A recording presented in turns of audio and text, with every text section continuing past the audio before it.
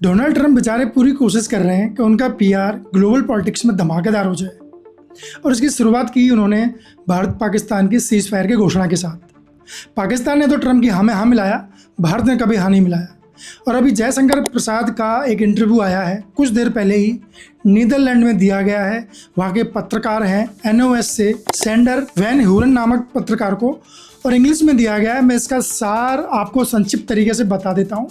इसमें कई रोचक और मज़ेदार चीज़ें जयशंकर प्रसाद ने इंटरनेशनल मीडिया में प्लेटफॉर्म में पहली बार कही हैं। इस इंटरव्यू में नीदरलैंड और भारत के व्यापारिक हितों को लेकर बहुत सारी बातचीत की गई है, कूटनीतिक संबंधों को लेकर की गई है, ट्रेड को लेकर की गई है। लेकिन उसके बाद एक हिस्सा आता है जिसमें भारत पाकिस्तान को लेकर बात की गई है।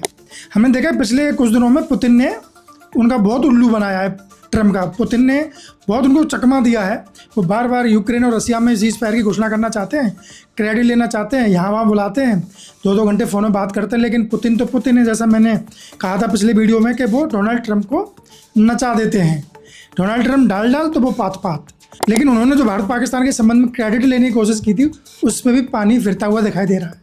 अब देखते हैं ट्रंप बेचारे क्या करते हैं, क्या रिस्पॉन्स आता है अमेरिका से। फिलहाल भारतीय विदेश मंत्री का इंटरनेशनल मीडिया में दिया गया की क्वेश्चंस पे जवाब सुनिए। पहला प्रश्न करते हैं, क्या डोनाल्ड ट्रंप ने जो कहा है एक्स पे कि भारत पाकिस्तान का सीज फायर उन्होंने करवाया है, क्या ये सच है?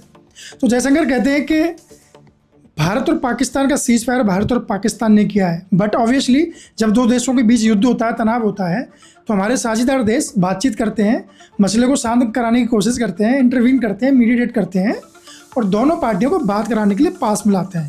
बट इट डजंट मीन कि सीज फायर की घोषणा उनकी वजह से हुई है। उन्होंने जयशंकर ने बहुत स्पष्ट कहा है कि अगर पाकिस्तान गोलीबारी बंद करना चाहता है, they had to ask us, हमें बताना पड़ेगा, they had to tell us that we want to stop firing, तभी आगे कुछ होगा। And this is what exactly happened between us. और यहाँ से क्लियर जवाब दे दिया दुनिया को भी, ट्रंप को भी, कि पाकिस्तान ने हॉटलाइन पे कांटेक्ट किया, they don't want to war. वहाँ से स्टार्ट हुआ सीज फायर का प्रोसेस और ये हम दोनों ने ही डिसाइड किया है। एक सवाल का उत्तर। दूसरे सवाल का कि ट्रंप कहते हैं कि जम्मू कश्मीर के मुद्दे पे, जो कि 1000 साल पुराना मुद्दा है, उस पर मध्यस्थता करने को तैयार हैं। अगेन जयशंकर ने यहाँ पे बहुत अच्छे से जवाब दिया कि जब से भारत देश आज़ाद हुआ 1947 से, हम मिलिटेंसी आतंकवादी घटनाओं से परेशान रहे, संघर्ष में रहे। और ये विद इन 1947 से स्टार्ट हो गया था जब उन्होंने POK लिया था, कबीलाई के रूप में, ट्राइब्स के रूप में वहाँ के सैनिक आ गए। और this is the whole story, nation knows. तो जयशंकर कहते हैं कि अब तुम देख लो, कैलकुलेट कर लीजिए कि सिंस 1947 टू 2025 कितने साल होते हैं। कश्मीर का मुद्दा भी उतना ही पुराना है। तो 1000 साल की थ्योरी भी ट्रंप की एकदम मिट्टी में मिला दी है। एक बड़ा रोचक किस्सा आया जब वो पूछते हैं पत्रकार कि where was the United States in this process. And where was the US in this process? Well, the US was in the United States. I mean, Jaishankar said, US was in the United States. America में था, संयुक्त राज्य America में था। And that was very clear cut message to America. Don't impose your PR, your agendas on India's sovereignty.